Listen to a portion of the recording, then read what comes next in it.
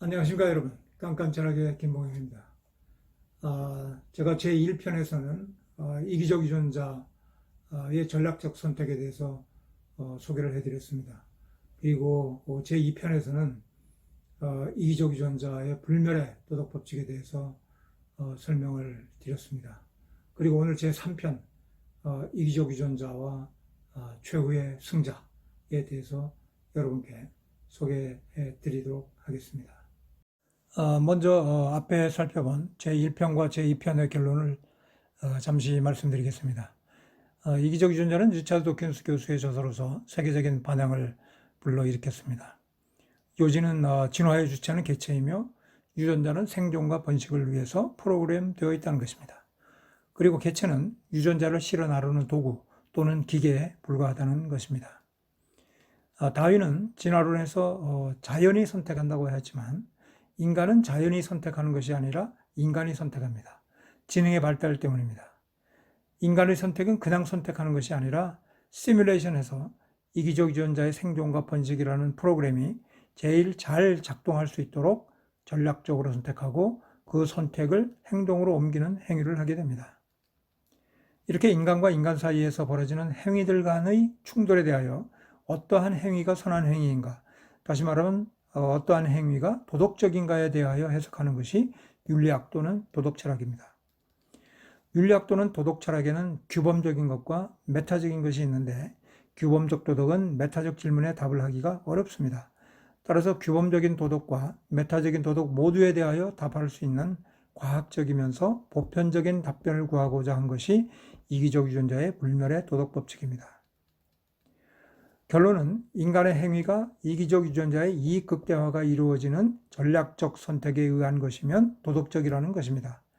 제1편과 제2편에서 이를 입증하기 위하여 서양과 동양의 도덕 철학과 죄수의 딜레마를 살펴보았습니다. 죄수의 딜레마의 결론에서 본 바와 같이 이기적 유전자의 이익 극대화를 위한 전략적 선택은 협력이었습니다.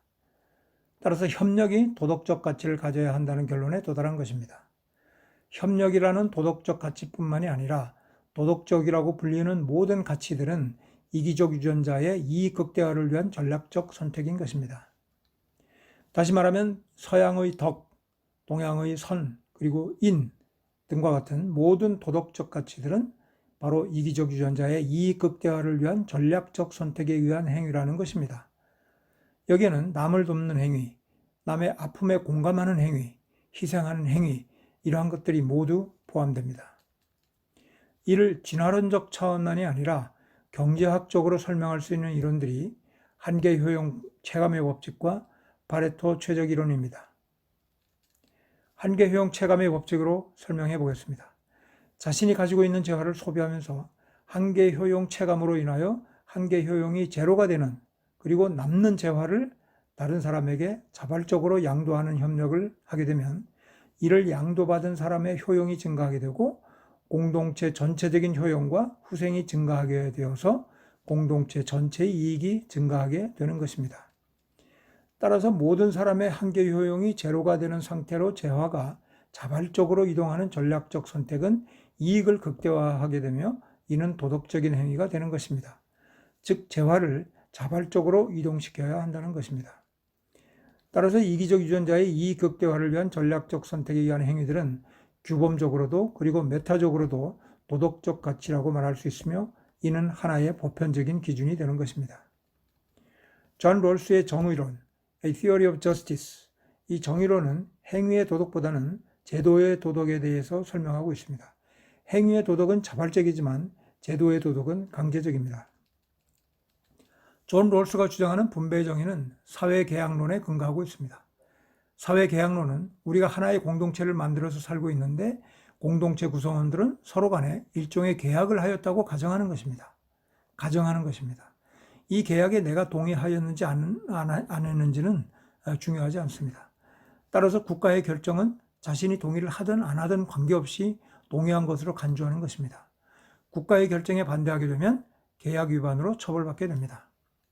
존 롤스는 국가의 결정 중에 재화의 분배는 무엇을 기준으로 결정되어야 하는가에 대해서 설명한 것입니다. 그 기준은 veil of ignorance입니다. 즉 깜깜한 상태, 무지의 장막, 이것이 veil of ignorance입니다.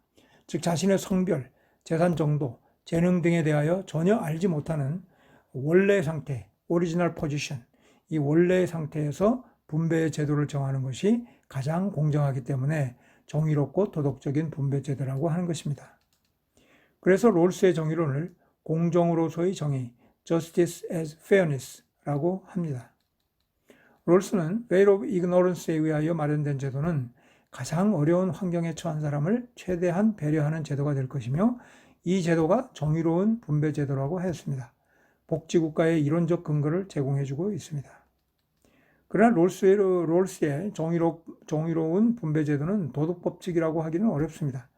자발적인 듯이 보이지만 사실은 강제적이기 때문입니다. 동의하지 않더라도 지켜야 합니다. 이렇게 강제적으로 재화를 이동시킴으로써 사회적, 경제적, 정치적 정의를 만들려고 하는 시도는 과거에 많이 있었습니다.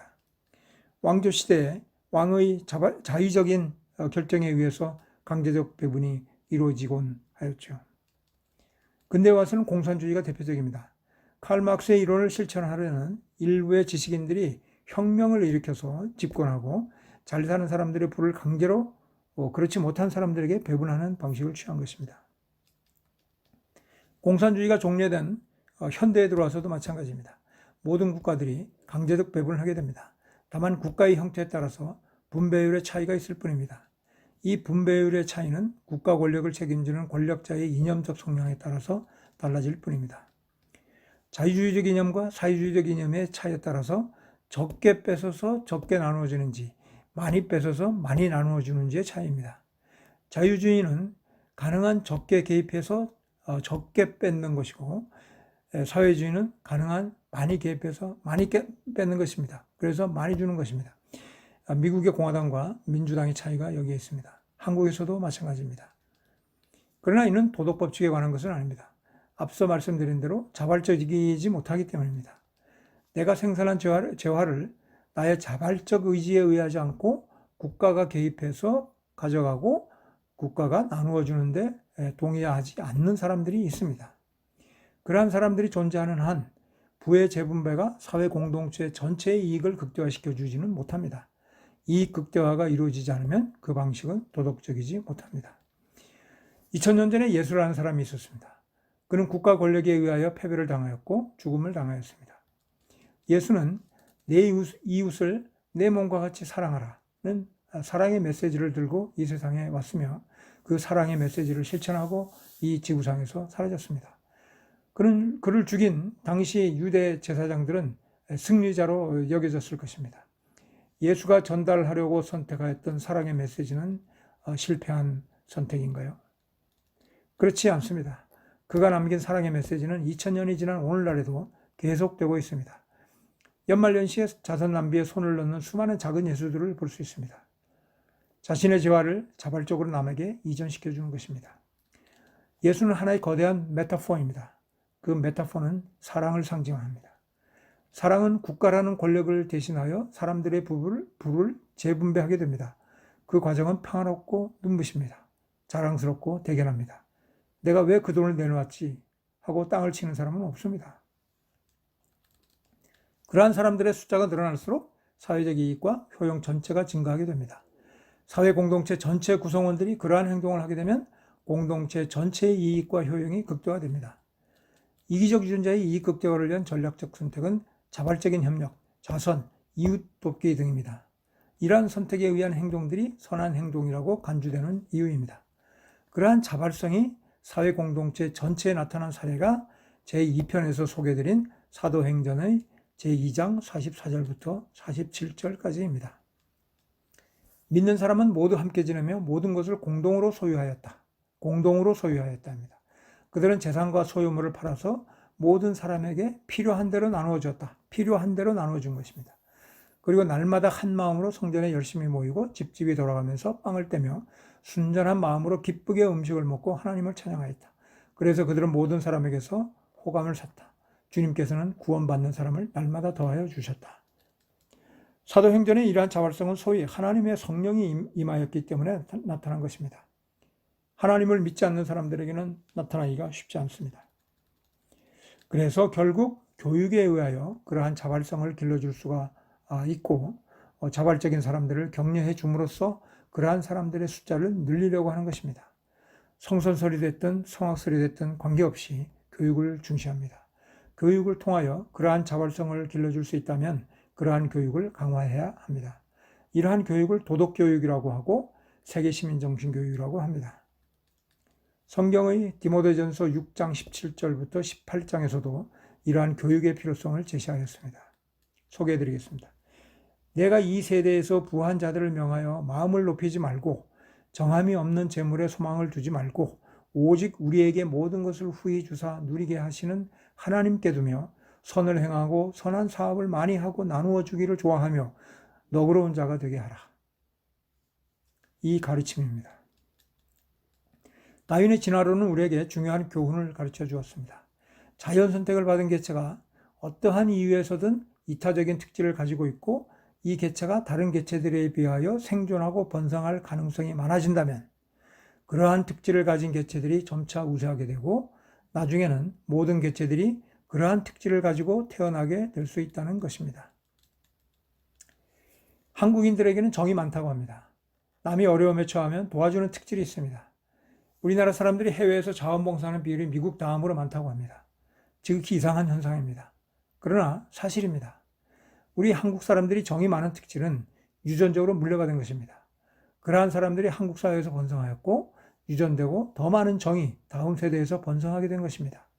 그래서 이러한 것들이 우리의 국민성이 되었고 국민성을 형성하게 된 것입니다. 이는 단순한 관찰이 아닙니다. 다윈의 진화론에 근거한 과학적 사실입니다.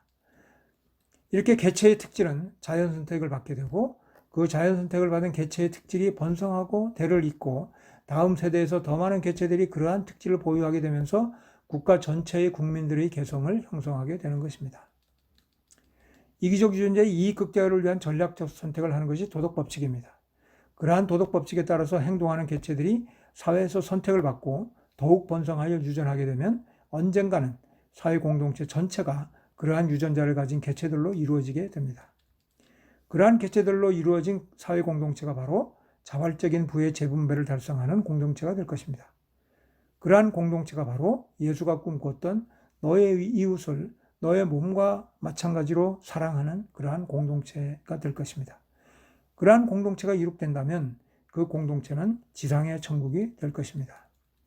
그러한 공동체에서는 국가 권력자가 남의 재산을 뺏지도 않을 것이며 자기 혼자 부를 쌓아놓지도 않을 것입니다. 자발적으로 나누어지는 특질을 가진 이기적 유전자들의 자발적인 전략적 선택으로 공정한 분배가 이루어질 것입니다. 이러한 사회에서는 존 롤스가 말한 Veil of Ignorance에 의한 분배가 자발적으로 이루어질 것입니다. 그러한 공동체에서 살고 있는 모든 개체들이 이기적 유전자의 최후의 승자가 될 것입니다. 이기적 유전자의 최후의 승자, 이러한 개체들이 이기적 유전자의 최후의 승자가 될 것입니다. 그러한 공동체가 형성되기를 꿈꾸면서 이만 마치도록 하겠습니다. 지금까지 경청해 주셔서 감사합니다.